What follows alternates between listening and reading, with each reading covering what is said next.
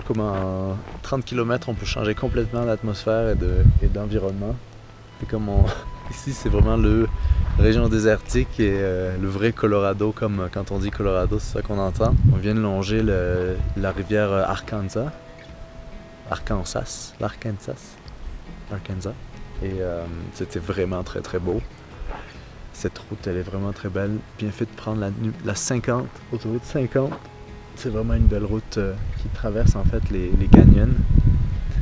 Et là je vais faire un petit stop, soit sûrement juste pour l'après-midi. Même s'il fait pas si chaud, je vais en profiter pour, oh my god, étendre mes serviettes d'hier que j'ai dû éponger le problème d'eau que j'ai eu hier.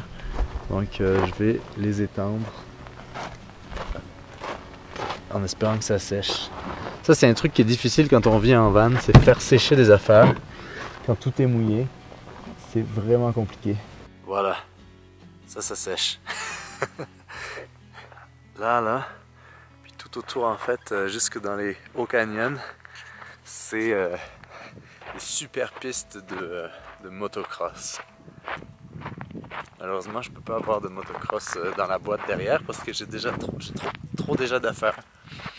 Même un vélo de montagne, j'aimerais vraiment ça, mais j'ai mon vélo qui prend toute la place déjà. Je peux pas avoir deux vélos en plus, donc c'est soit me séparer de mon petit vélo, du flow vélo, pourquoi pas, je sais pas, parce que c'est vrai qu'un vélo de montagne, c'est pour les terrains d'ici, c'est vraiment parfait. Le vélo de ville, le vélo de route, c'est plus pour la ville et pour faire de la route, donc je me dis, est-ce que je devrais les changer? Je le sais pas, une question, mais malheureusement je peux pas avoir les deux et de toute façon ça ajouterait quelque chose, donc c'est soit on se débarrasse d'un truc pour en prendre un autre. Donc un vélo de gravel aussi, gravel bike, un vélo de tout terrain, ça c'est vraiment cool aussi, mais c'est quand même assez cher parce que c'est un usage multiple.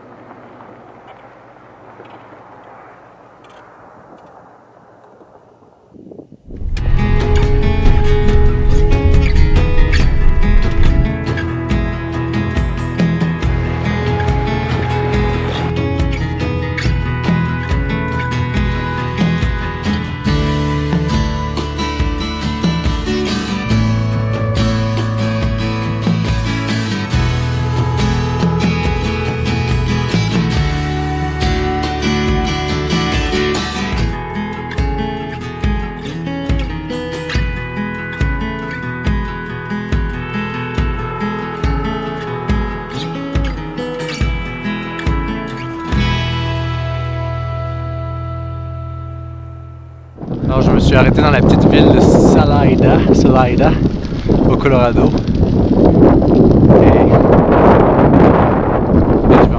Et je savais que j'avais un ancien collègue avec qui j'ai travaillé dans les dernières années qui vit à Salida.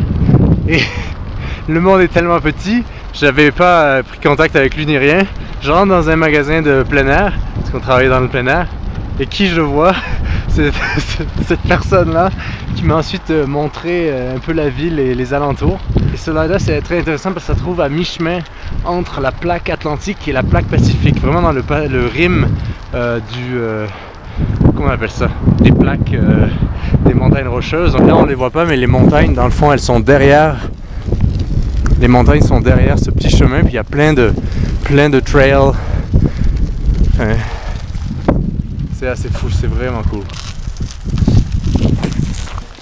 On les voit pas les montagnes parce qu'il y a beaucoup de nuages, mais toute la chaîne en fait de la fracture continentale, de la plaque continentale se trouve ici. C'est un petit village, une petite ville où tout le monde se connaît. Tout le monde est très axé plein air, c'est très culturel, c'est vraiment Colorado dans toutes ses surprises.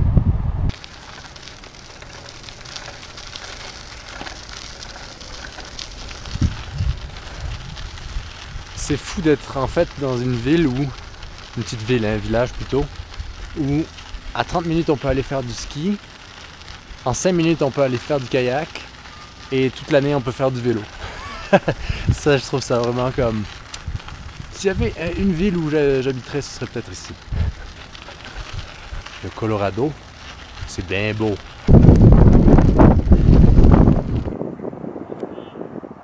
Je me suis fait un ami.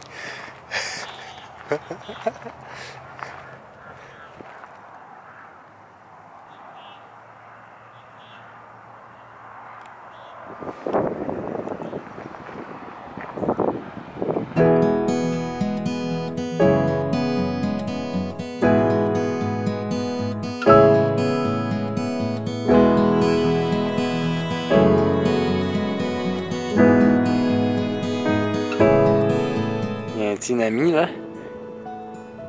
Ah, qu'est-ce qu'on fait?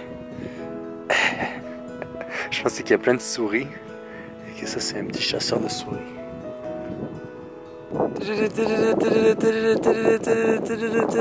Va voir ta maîtresse.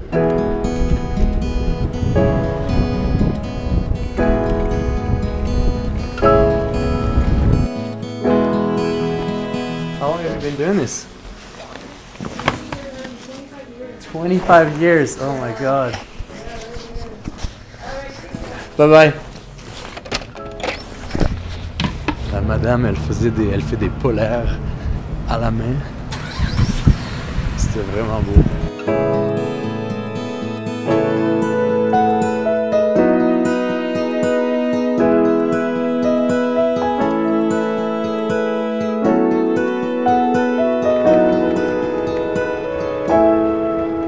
On est vraiment au pied des montagnes là. Ouh, l'air il est frais là.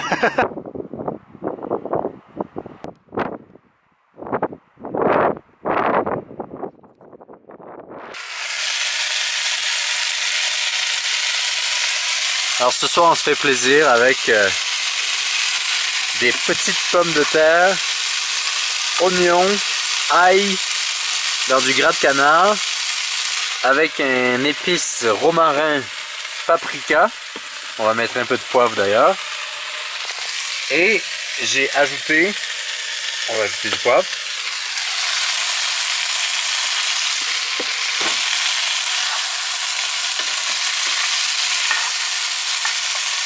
Il y a également des feuilles de laurier, une pointe de sel. Ah, c'est beau ça. Et du bacon de dinde. Et très intéressant, dedans il n'y a pas de nitrite. Et ça c'est un peu la nouvelle mode aujourd'hui de réaliser que tout ce qui est bacon et tout ça c'est dégueulasse. Mais il n'y a pas de nitrite dans et de préserve de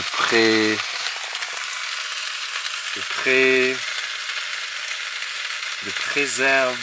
En tout cas, il n'y a pas de nitrite et de nitrate. Et ça, c'est vraiment cool et c'est super bon. C'est vraiment.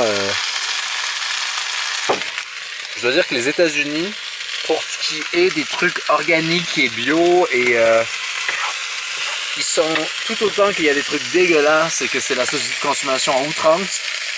La société de consommation, je trouve, ça donne aussi des bonnes choses comme une variété immense de choses organiques et locales et comme ça sans nitrite et des choses comme ça. Donc je vais essayer en train de brûler. Donc voilà le petit souper du jour.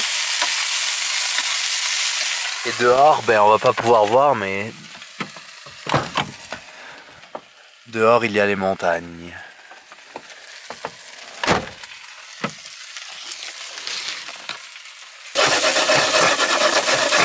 On va également ajouter des petites chili flakes, des flocons de chili.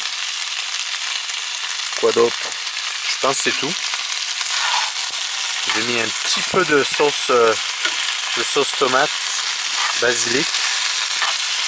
Et je pense que c'est prêt dans un petit 30 secondes.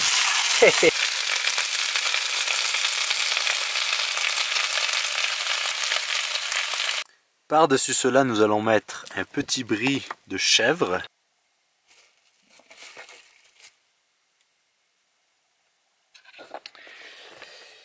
Et laisser fondre ça tranquillement. Et donc voici la recette express des patates de la Flomobile. Il me reste de la bière de Pikes Peak.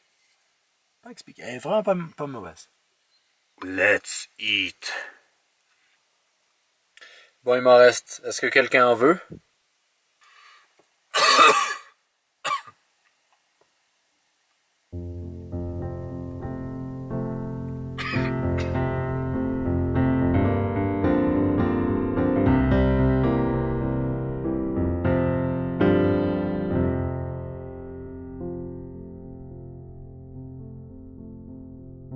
Colorado Bear, I've seen you running over the hill. Colorado girl, I've seen you paddling. Colorado boy, you've been looking at me. You've been shooting, you've been looking at the elks on the side. Colorado girl,